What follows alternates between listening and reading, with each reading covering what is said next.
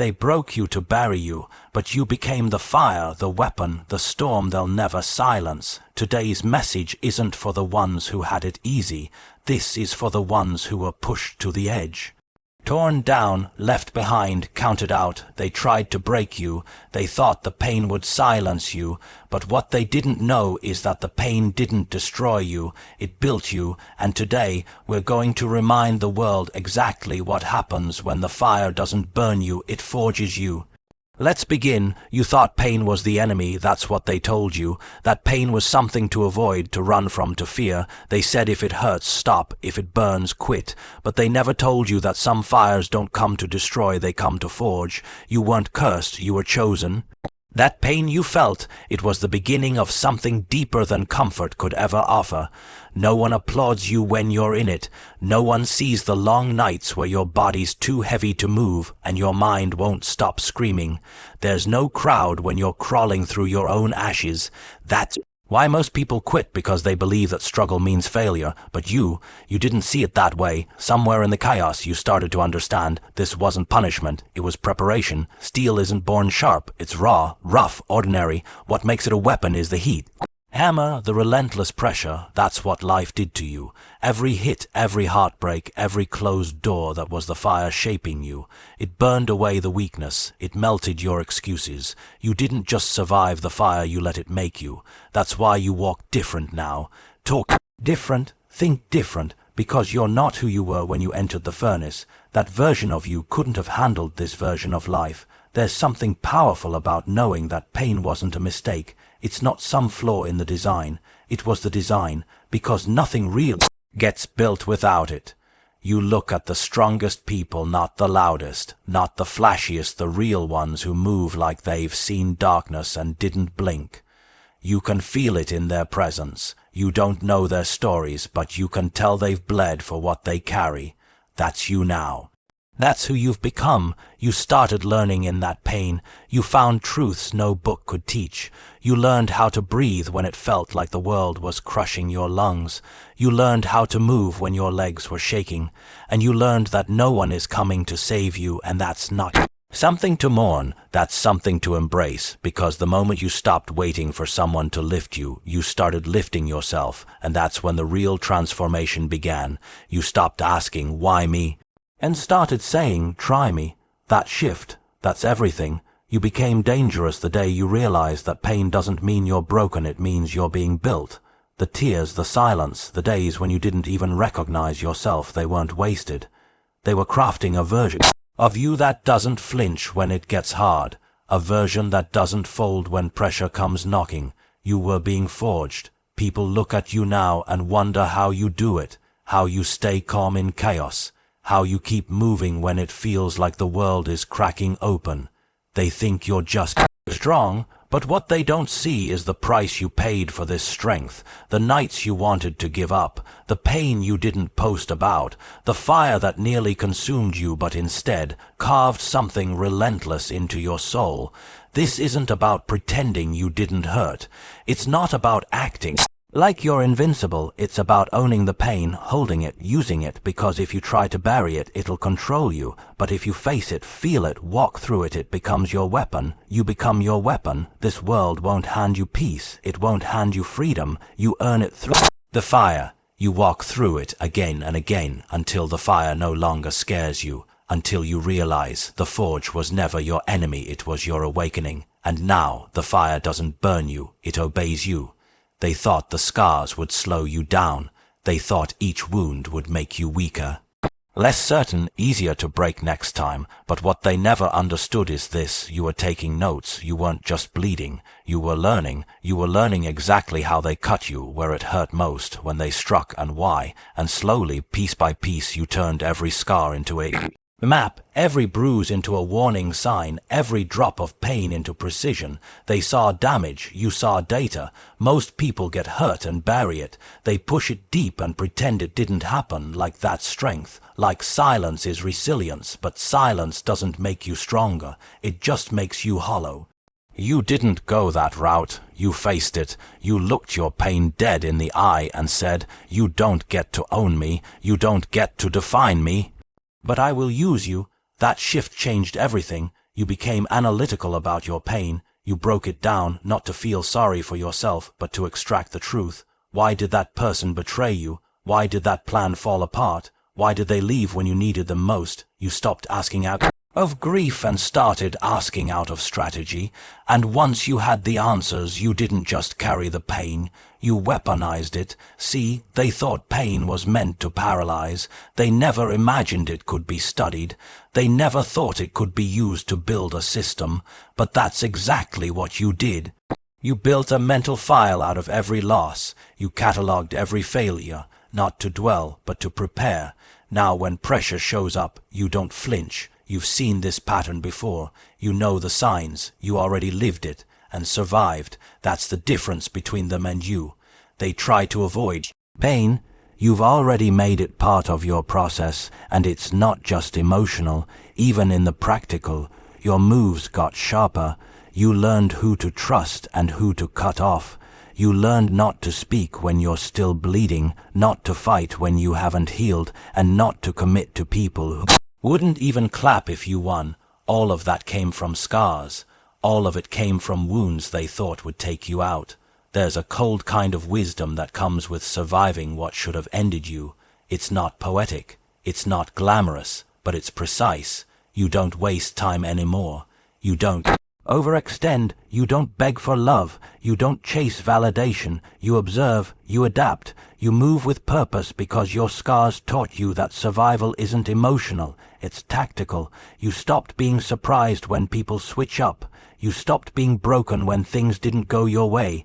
You stopped needing applause because you realized something deeper. You were never building for them anyway. You were building for the one watching in silence, the one who endured every hit, the one who didn't quit you. You see, most people are waiting to feel ready, waiting for peace, for clarity. For confidence, you didn't wait. You moved through confusion. You moved through fear. You took the shot with shaky hands and a scarred heart. And that's why you're still here. That's why you're dangerous now. Because you're not dependent on perfection anymore. You're dependent on truth. And pain gave you the rawest form of it. Now when things go wrong, you don't spiral. You calculate. You remember what didn't work last time, and you adjust. You move quieter but smarter, slower but with more impact. You don't try to impress, you try to endure. You don't chase moments, you build legacies, and all of that came from the same scars they thought would be your undoing. You weren't just healing, you were planning. While they slept on you, you studied yourself. While they laughed, you rewired your instincts. And by the time they noticed the shift in your eyes, it was already too late. You'd already made the pain pay rent. You'd already turned the wound into wisdom. That's why now, when pressure hits, you don't just survive, you strike back with precision, because every scar became strategy. They wanted you to stay broken. That was the plan, not openly, not with words. They wouldn't dare be that honest, but deep down they liked you better when you were quiet, when you were doubting yourself, when you were too exhausted to push back. They liked you in pieces, because pieces are easier to control. Pieces don't make noise.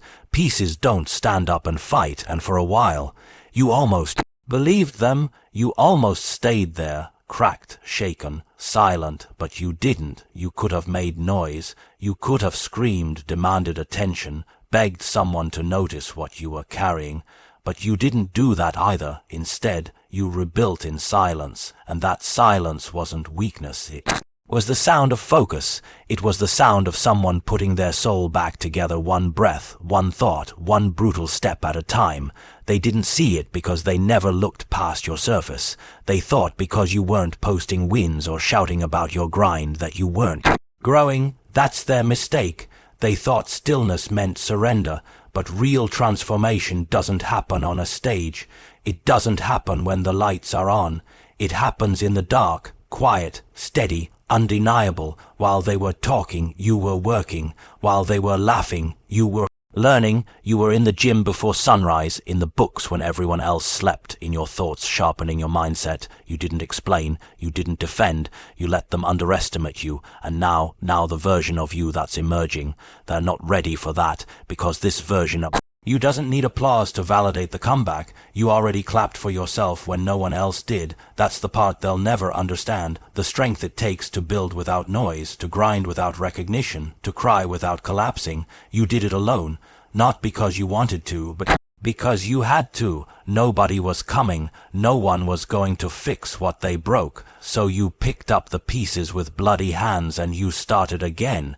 You didn't rebuild to prove them wrong. You rebuilt to prove yourself right, that you're not defined by what they did to you, that your story didn't end in their betrayal, that your silence wasn't surrender, it was the setup, because you were listening, watching, learning, not just about them, but about you. You learned you can't trust everyone. You learned that pain doesn't always come from enemies. Sometimes it wears the face of love, but you also learned that you don't need to be whole to move. You don't need everything figured out to keep going. You just need to believe that you're not finished yet, and once you believe that, really believe it, nothing can stop the rebuild. So you moved in the dark. You didn't tell them when you got back up. You didn't announce your progress. You let your silence do the talking. That's what makes you dangerous now. Not because you're loud, but because you're deliberate. You don't waste energy explaining yourself to people committed to misunderstanding you. You don't throw punches in every direction. You aim, you study, you strike, and when they see you again, they won't recognize you, because they still think you're where they left you, broken, doubting, confused. But what they don't know is that in your silence, something shifted. The pieces they tried to scatter came back together. Not the same as before, but stronger, sharper, unshakable. You became your own foundation, your own voice, your own reason. And now, when you walk into rooms, you don't need to say a word. Your presence speaks for you. It says, I've been through hell.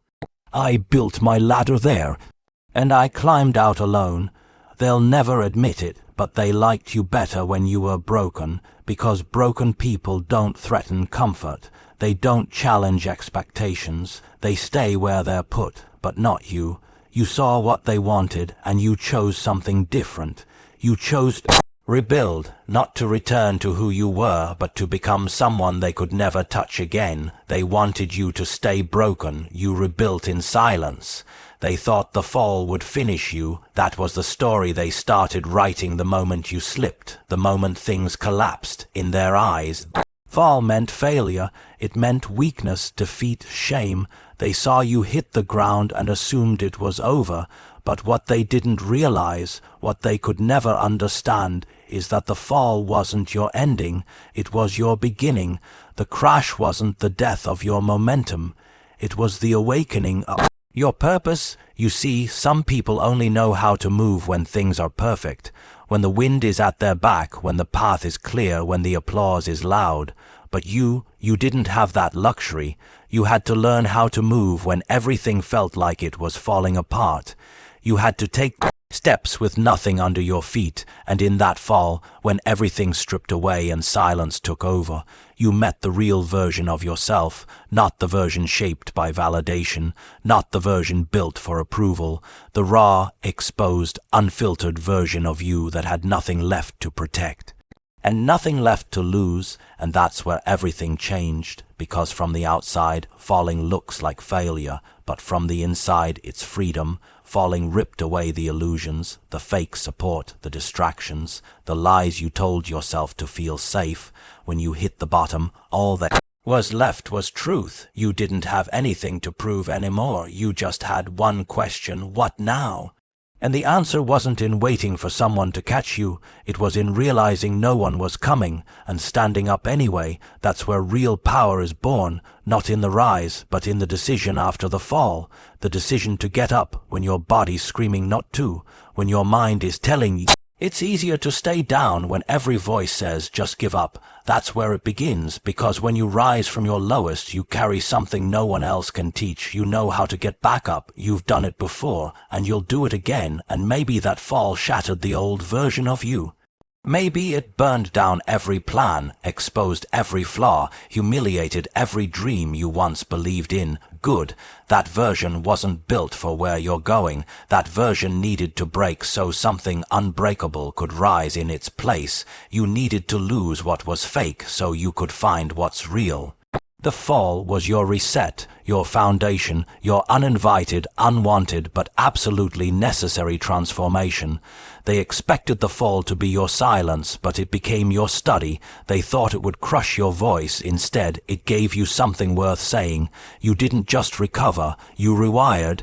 You came back with new focus, new eyes, new rules, and the ones who only knew you before the fall, they'll never understand what you've become. You don't move like you used to. You don't react like you used to.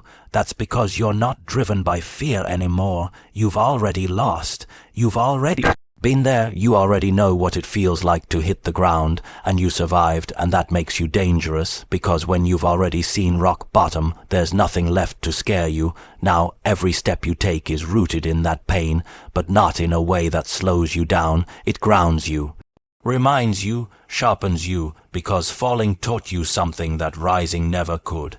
How to build without pride, how to grow without noise, how to keep going when there's nothing left but grit and breath. So if you're in it right now, on your back, questioning everything, feeling like it, overhear this. You're not finished. You're just waking up. The fall wasn't the end. It was the beginning. There was a time you felt weak, a time when everything in you was screaming to quit, when the weight was too heavy, when the silence was too loud. You didn't have answers. You didn't have strength. All you had was the pain, and it felt permanent. You looked around and couldn't see a way forward. You looked within and didn't recognize yourself. And the worst part, they saw it too. They saw you struggling, and instead of reaching out, they watched. Some even smiled. Some added more pressure, hoping you'd finally break. You were down, and they loved it, because to them, your weakness was confirmation, proof that you didn't have what it takes, that you were never going to make it, that you were just talk, just dreams, just noise. But weakness was never the end of you. It was just a chapter, a necessary one, because when you're weak, you learn, you feel everything. Deeply, you're exposed, vulnerable, stripped of every illusion, and in that raw place you start to see things clearly. You start to see who's real. You start to see where you went wrong. You start to see what needs to die in you, and what needs to rise. See, people confuse weakness with permanence, but you knew something they didn't. You weren't staying there. You weren't going to live in that pain. You weren't going to sit in the failure, in the betrayal, in the shame. You allowed yourself to feel it, but you refused to be defined by it. That's what they never saw coming. You let them think you were done. You let them talk. You let them count you out, because while they were celebrating your fall, you were building something they would never recover from. It wasn't loud. It wasn't for show. It was internal. Every sleepless night, every moment you looked in the mirror and hated what stared back at you, that became your blueprint, not for revenge, but for vengeance, and they are not the same. Revenge is emotional, it's messy, it's loud, but vengeance is cold, vengeance is calculated, vengeance waits, it doesn't scream, it executes, and your vengeance, it didn't start with hurting anyone else, it started with rebuilding you brick by brick, breath by breath. Weakness was your teacher, but vengeance became your mission, not to prove a point, but to make sure you never felt that powerless again. That's what drives you now, not ego, not pride, but the memory of who you used to be and the unshakable commitment to never be that person again. You remember it all, the quiet insults, the fake support, the doors that slammed in your face, the ones who smiled to your face and laughed behind your back. You don't carry hate, you carry receipts. You don't move with anger. You move with intention, because every time you feel like slowing down, you remember how it felt to be ignored. Every time you want to rest, you remember how it felt when they bet against you. That memory doesn't fade, it fuels you, it focuses you, and it follows you everywhere. That's the eternal part, not some childish need to get even, not some temporary high from proving people wrong. The eternal part is the vow you made to yourself, never again. Never again will you rely on people who never showed up. Never again will you give your energy to people who drain it. Never again will you play small just to be accepted. That version of you died in the weakness, and what replaced it doesn't need applause. It doesn't need credit. It just needs one thing, progress. You're not chasing dreams anymore. You're executing, you're not hoping things work out, you're making them, because when you've already lost it all, when you've already been weak and humiliated and forgotten, there's no more fear left to stop you. That's why you're dangerous, because they thought the damage broke you. But it just reprogrammed you. You don't think like they do. You don't move like they do. You're not trying to be liked. You're trying to become unshakable. And the best part, they still don't see it coming. They still think you're motivated by what they did. They still think they're in your head. But you're 10 steps ahead now. You've already outgrown them, outworked them, outlived their opinions. You turned every insult into discipline, every failure into structure, every weakness into a reason. And now, while they fade into excuses, you rise in silence, fueled by the fire they left in your soul. Weakness was temporary. Vengeance is eternal. They didn't expect you to survive. That was never part of their plan when they handed you the blade. Those words, that betrayal, the lies, the silence. They didn't think you'd carry it. They thought it would destroy you. They thought you'd fought on it. They thought you'd bleed out and disappear like so many others they broke before you. But you didn't. You took the blade and you didn't flinch. At first it hurt. That cut went deep, deeper than you thought it could. It wasn't just what they did. It was who did it. How they smiled to your face while sharpening the edge behind your back, how they stood there and watched as you bled, like your pain was entertainment. You looked around and realized it wasn't just the attack, it was the abandonment. That's what cut the deepest. But even in that chaos, something inside you didn't die. Something cold, something still, something ancient. You didn't scream, you didn't beg, you didn't ask them to stop. You just absorbed it. You let the pain in, not to suffer, but to understand it. You studied it, you broke it down, you learned how it moved, how it struck, how it disguised itself. And while they thought they were wounding you, they were actually arming you, because you didn't just survive the blade, you became it. You stopped being the one who was always trying to fix, always trying to explain, always trying to hold things together. You let that version of yourself bleed out in the silence, and in its place something sharper emerged, something that didn't seek approval, something that didn't chase love, something that didn't fear being misunderstood. You stopped trying to be soft in a world built to cut, and instead you became precise. You started watching, not reacting. You stopped explaining your boundaries and started enforcing them. You stopped making noise and started making moves. You realized that your energy was your edge, and you refused to dull it for people who never respected it. You used everything they gave you, every lie, every failure, every doubt, and you built something brutal with it, not reckless, not cruel, focused. You became dangerous, not because you wanted revenge, but because you finally understood who you were without them. You see, people fear weapons because they don't understand them. They want you predictable, manageable, soft-spoken. They can't handle someone who isn't seeking permission to exist, and that's what you became. The version of you that doesn't ask, doesn't wait, doesn't hesitate. The version that doesn't break under pressure but sharpens in it. The version forged, not born. And this didn't happen overnight. This wasn't a single moment of rage or revenge. It was slow. It was deliberate. Every morning you got up when you didn't want to. Every time you stayed quiet and let your results speak. Every time you walked away instead of reacting. Every time you chose to focus instead of fold. You weren't just healing, you were hardening, not to push people away, but to make sure no one ever held that kind of power over you again. Now, the same people who once tried to destroy you look at you with confusion.